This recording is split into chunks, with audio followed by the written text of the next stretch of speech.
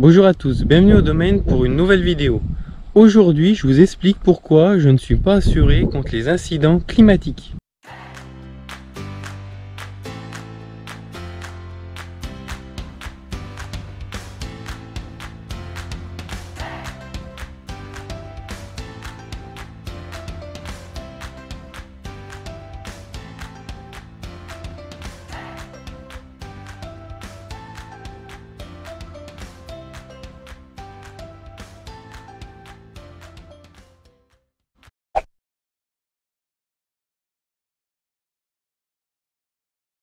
Ça faisait un petit moment que je voulais vous faire cette vidéo, mais là on a été grêlé il y a un petit peu moins d'un mois, le 22 juin, la suite au premier gros coup de chaleur qu'il avait fait par chez nous. Ça me fait l'occasion de vous faire une vidéo sur ce sujet. Donc le but de cette vidéo, c'est de vous expliquer pourquoi je ne suis pas assuré. C'est pas de me plaindre hein, parce que honnêtement, là bon, ça a fait un petit peu de dégâts sur cette parcelle, mais c'est une des deux seules parcelles qui a été touchée. Ça représente une petite surface sur le domaine. J'estime les dégâts à peu près 25%, voire un petit peu moins. Et puis comme c'est une année plutôt favorable, la vigne devrait reprendre le pas dessus. Donc ça ne devrait pas trop impacter la récolte. Il y aura sûrement un impact hein, parce que ça a quand même pas mal tapé. Je vais vous le montrer. Mais voilà, rien de catastrophique. Et puis je n'ai pas du tout le droit à me plaindre quand je vois les images à la télé de certains secteurs, ce qu'ils ont pu ramasser. Certains, c'est vraiment catastrophique. Ça a détruit la récolte de cette année et puis celle de l'année prochaine parce qu'il n'y aura certainement pas assez de bois pour tailler. Donc voilà, malheureusement, ça fait partie du métier. C'est comme ça. Bon, j'ai de la chance, ça ne concerne qu'une toute petite partie du domaine. Je croise les doigts, si ça continue comme ça, c'est vraiment à moindre mal. Et puis quand je vois certains dégâts qu'il y a eu dans le Charolais, pas très loin de chez nous, ça a détruit les toitures, ça a fait plein de dégâts sur les bâtiments. Voilà, j'ai vraiment pas le droit de me plaindre. Donc du coup, c'est pas du tout le but de cette vidéo. C'est juste de vous montrer là concrètement à quoi ça peut ressembler un petit épisode de grêle et vous dire pourquoi je ne suis pas assuré contre la grêle et contre le gel. Et d'une manière plus générale, je n'ai pas d'assurance contre les aléas climatiques. Je vous rassure, hein, je suis bien assuré contre responsabilité civile, les bâtiments, les véhicules, tout est assuré, hein, tout est en règle, il n'y a pas de souci là-dessus. Ça, bon, tout ce qui est bâtiment, tout ce qui est responsabilité civile, toutes ces choses-là, c'est indispensable, hein, on ne peut pas ne pas s'assurer. Donc voilà, tout est bien assuré. C'est pas du tout une vidéo pour vous dire qu'il ne faut pas vous assurer, loin de là. C'est juste que, par exemple, là, sur le cas concret de l'assurance récolte, mais du moins l'assurance aléa climatique n'est pas obligatoire. Donc, moi j'ai fait mes choix de ne pas en souscrire une. Alors, ce sont mes choix à moi. Je sais qu'il y a certains collègues qui sont convaincus de l'utilité de telles assurances. Tant mieux pour eux s'ils y trouvent leur compte. Il n'y a pas de souci là-dessus. Moi, pour moi, bon, mon père n'a jamais été assuré pour ça. Alors je dis jamais, s'il a dû être assuré quelques années, mais clairement ça lui coûtait un bras, donc il n'a pas poursuivi. Et moi, j'ai fait le choix en m'installant de ne pas prendre ce genre d'assurance. Ce sont mes choix personnels. Je vous les explique pourquoi. Après, à vous de peser le pour et le contre, savoir si, je ne sais pas si j'ai raison, mais je vous donne mes arguments pour le fait que je ne sois pas assuré. Après, à vous de vous faire votre opinion en fonction de ce que vous pensez, de ce que vous pouvez vivre, de l'exploitation que vous avez si vous êtes exploitant. Et puis aussi à mettre en perspective que moi je suis vigneron, donc il y a ça aussi. Après je peux comprendre que sur d'autres cultures, par exemple les céréales, des choses comme ça, on puisse avoir plus intérêt à souscrire de telles assurances. Et peut-être que dans d'autres cas, sur d'autres cultures, peut-être que moi-même j'aurais fait d'autres choix. Donc voilà, je vous explique tout ça.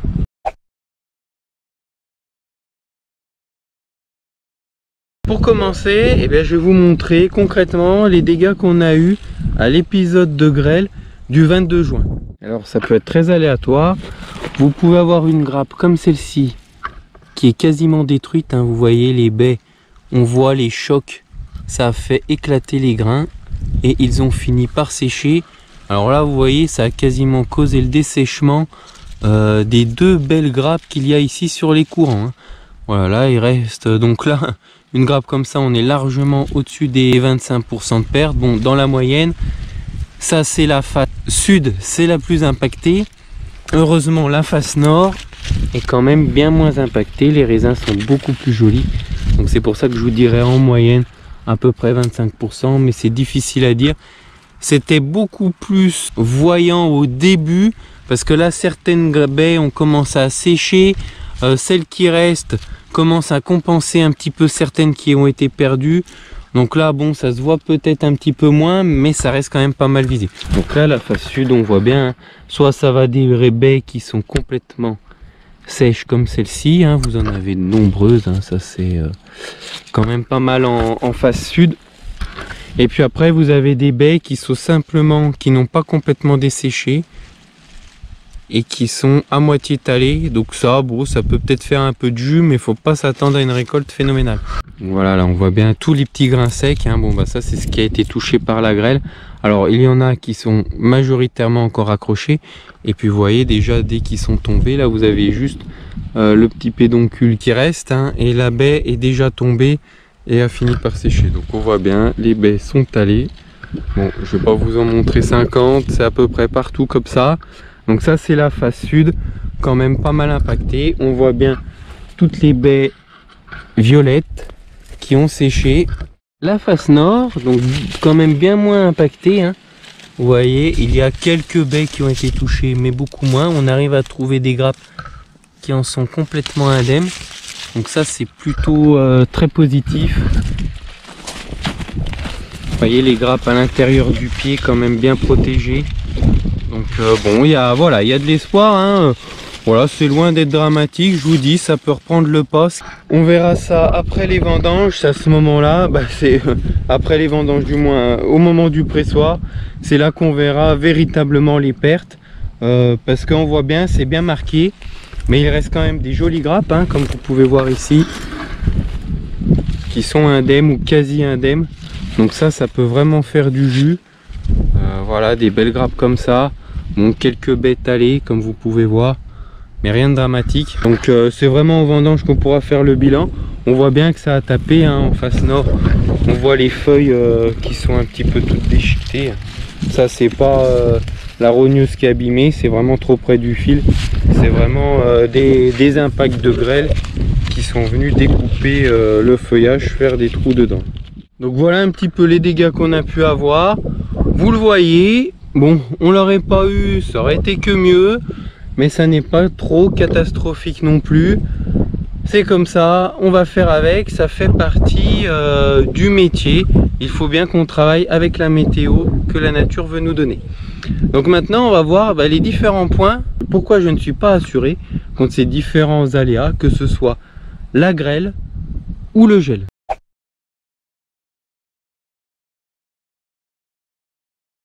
Alors déjà le premier point, c'est que je trouvais ça trop coûteux. En gros c'est entre 450 et 500 euros l'hectare pour assurer. Bon alors c'est sûr, c'est 450-500 euros. Si on a des pertes et qu'on se les fait rembourser, clairement ça peut paraître insignifiant. Mais 400-500 euros, par exemple moi quand je me suis installé, j'avais 4 hectares. Vous savez faire les calculs comme moi. 4 fois 500, 2000 euros, c'était un budget que personnellement je ne pouvais pas me permettre. J'avais tout bonnement pas la trésorerie pour payer ce montant là.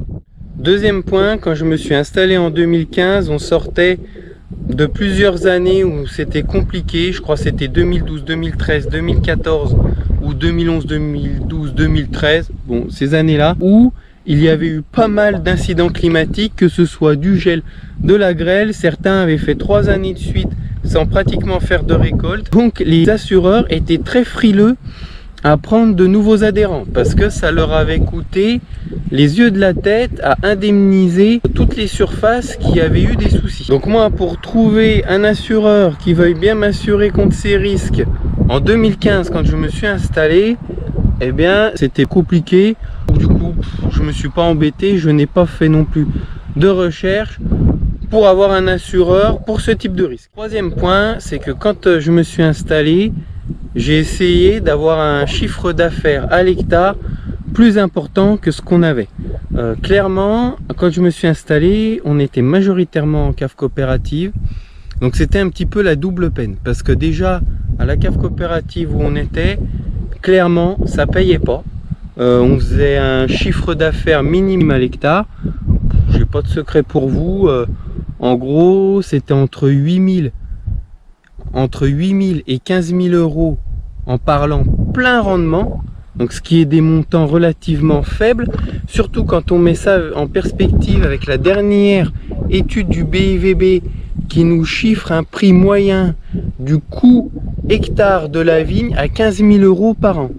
Donc si on est à 15 000 euros de coût fixe par an, je vois pas comment on peut arriver à gagner notre vie en gagnant seulement 10 000 euros. Donc ça, ne gagnant pas d'argent en cave coopérative, eh bien j'ai fait le choix d'abandonner ce système et de faire en sorte de vinifier la totalité des parcelles au domaine, parce qu'on en vinifiait déjà une partie, mais une petite partie.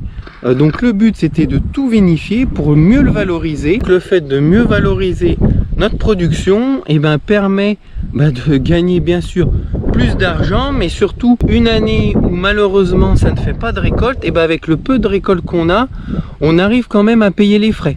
Alors les frais, disons les charges fixes d'entretien classiques, que ce soit les salaires, que ce soit l'entretien de la vigne, les produits phyto, parce que même quand on fait pas de récolte, une vigne ça s'entretient. Donc on a des frais fixes, on a les impôts, la MSA, toutes ces choses là.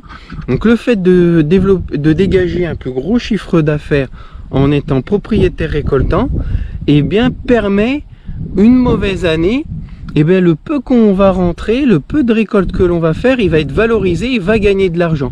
Concrètement, en faisant 10% de la récolte, par exemple comme on a fait sur les blancs l'année dernière, au moins la parcelle où j'ai fait 10%, elle paye quasiment les frais de l'année que j'ai mis dessus. Ça, c'est valable maintenant qu'on est propriétaire récoltant. Clairement, quand on était en cave coopérative, c'était la double peine, parce que ne pas faire de récolte, payer que dalle, vraiment, c'est difficile de s'en sortir. Donc voilà, arriver à mieux valoriser sa production peut permettre de faire face aux aléas climatiques naturellement, je dirais, sans avoir l'aide extérieure d'une assurance. Donc le quatrième point, il est complètement lié avec le troisième, c'est de savoir gérer sa trésorerie. Alors attention, je veux pas non plus vous donner de leçons. Je sais, c'est pas forcément évident, une trésorerie, on en a besoin, c'est pas toujours facile d'en avoir suffisamment pour pouvoir faire face à des aléas. Clairement, les premières années de mon installation, j'ai eu la chance de ne pas faire de récolte catastrophique. J'ai pas trop fait de super récolte, mais en tout cas pas non plus catastrophique, ce qui m'a permis de passer la vague de mon installation sans trop de difficultés. Je dis pas que ça a été facile, mais voilà, j'ai pu passer le moment. Clairement, il n'aurait pas fallu qu'une année comme 2021 se passe dans mes 5 premières d'installation, parce que c'est sûr qu'économiquement parlant, ça aurait été très compliqué. Mais là, je parle pour une exploitation qui roule, qui est implantée, je dirais. Il faut savoir faire face, il faut savoir anticiper ces aléas climatiques dans la mesure du possible, bien entendu. Parce que quand on a 3 années comme celle qu'on vient de passer, où c'est un petit peu compliqué en termes de récolte, où certains ont pris le Covid de plein fouet. Bon, nous, on n'a pas été trop touchés d'un point de vue commercial par le Covid. Donc c'est peut-être aussi ce qui fait que je peux vous dire ça. Mais voilà, je dirais, essayer de générer un peu plus de chiffre d'affaires, le point 3. Et puis, ce chiffre d'affaires, quand il est là, être prudent dans ses investissements, dans la mesure du possible, parce que moi là j'ai dû par exemple en 2020 réinvestir pour du matériel qui me manquait. Donc là je suis en train de le payer, j'en avais réellement besoin pour pouvoir continuer à me développer. Voilà, c'est pas facile, mais dans la mesure du possible, je dirais être prudent dans ses investissements en gardant en tête qu'une mauvaise année peut arriver. Essayer quand c'est possible de mettre un petit peu d'argent de côté.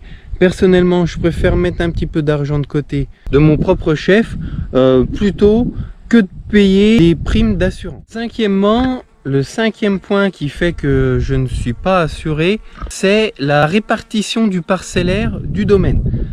Je m'explique, vous le savez, pour ceux qui nous suivent, on est basé à Royer, on a des vignes à Royer, sur le village de Royer, donc en Saône-et-Loire, pour ceux qui ne nous suivraient pas. Et on a aussi des vignes sur Plotte, qui sont un autre village. Plotte, c'est un petit village à côté du village de Chardonnay, qui est plus connu, peut-être pour certains ça vous parlera. Donc Plotte est à peu près, à plus ou moins, à vol d'oiseau, 5 km de Royer. Mais en plus, c'est à 2 vallons de Royer. Plotte, on peut voir là-bas, ou je ne sais pas si vous allez voir, au fond, on a la vallée de la Saône. Alors que Royer, on n'est pas du tout le long de la vallée de la Saône, on a 2 vallons entre la Saône et Royer.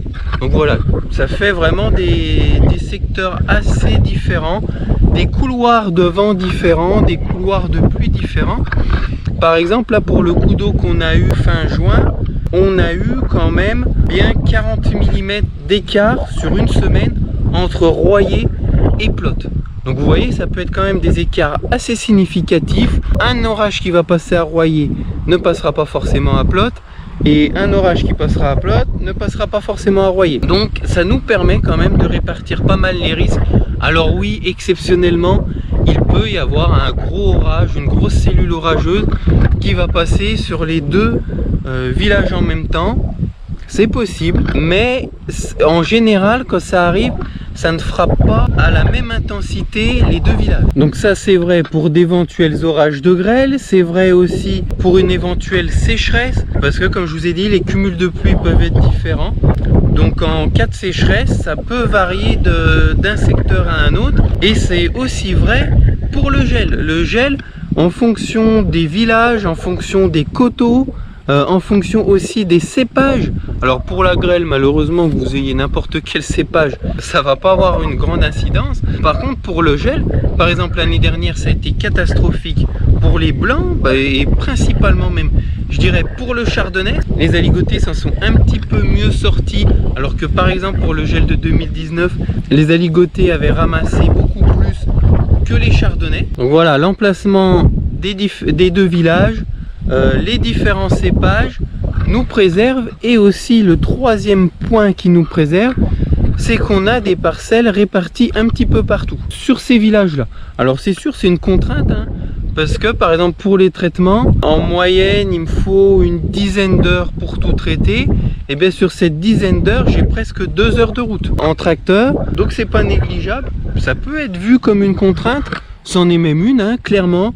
C'est du temps, c'est de l'usure des pneus, c'est du gasoil consommé. Clairement, c'est un inconvénient, mais c'est aussi un gros avantage d'un point de vue des problèmes climatiques que l'on peut rencontrer. Et bien même sur un seul village, vous pouvez avoir un comportement qui peut être complètement différent. Ça peut être, bon alors ça n'est pas assurable, mais par exemple ça peut être d'un point de vue des maladies. Les maladies ne vont pas se développer de la même manière sur telle ou telle partie d'un village. Du point de vue de la grêle, par exemple, là ici, je suis sur notre parcelle des Gardes, donc c'est ce que je vous ai montré en vidéo, c'est celle qui a pas mal pris la grêle. Et juste derrière moi, alors je ne sais pas si ça va être visible à la caméra, derrière moi vous voyez les 2 clochers de l'abbaye au fond, et juste devant les 2 clochers, vous avez une partie verte, verte, tout est vert, mais vert un peu plus clair devant le bois au fond. Et bien c'est notre parcelle d'aligoté qui est à vol d'oiseau à peine 2 km. On la voit bien par ici, j'espère que vous allez la voir. Voilà. Et bien elle par exemple, on a vu que l'orage de grêle du 22 juin était passé. Il y a quelques baies par-ci par-là qui ont été tapées. On voit que dans la pluie il y avait de la grêle, mais ça n'est pas du tout comparable avec ici. Je vous mettrai quelques photos. Vraiment, honnêtement, là-bas, ça n'a aucun impact. Oui, ça a abîmé quelques baies, elles vont tomber, mais vu la charge de raisin qu'il y a dessus, les autres raisins vont complètement compenser. Ça ne se verra pas du tout. Allez, donc je vais vous faire un plan depuis la parcelle qu'on voyait où j'ai commencé de filmer. Donc là, le principal de la vidéo, je l'ai tourné là-bas, vous le voyez, derrière les balles rondes qu'on voit au loin. Donc là, je suis à l'autre bout et je vais vous montrer un petit impact que j'ai trouvé sur une grappe. Voilà, donc là on voit bien le grêlon qui est venu se poser ici, ça a fait éclater les baies. Bon, les pépins sont à nu, mais on voit la chair est restée. c'est pas catastrophique, surtout que c'est un parmi tant d'autres. Mais bon, c'est relativement anecdotique. Et puis je vais vous montrer la charge qu'il y a. Bon, alors à ne pas forcément comparer avec la parcelle que je vous ai montré avant, parce que là on est dans des aligotés, donc la charge est quand même supérieure à des chardonnays. Mais on a une jolie parcelle, il y a une jolie récolte de pendus. Donc autant vous dire que c'est pas 2-3 impacts comme ça qui vont avoir impacté la récolte. Tant mieux pour nous.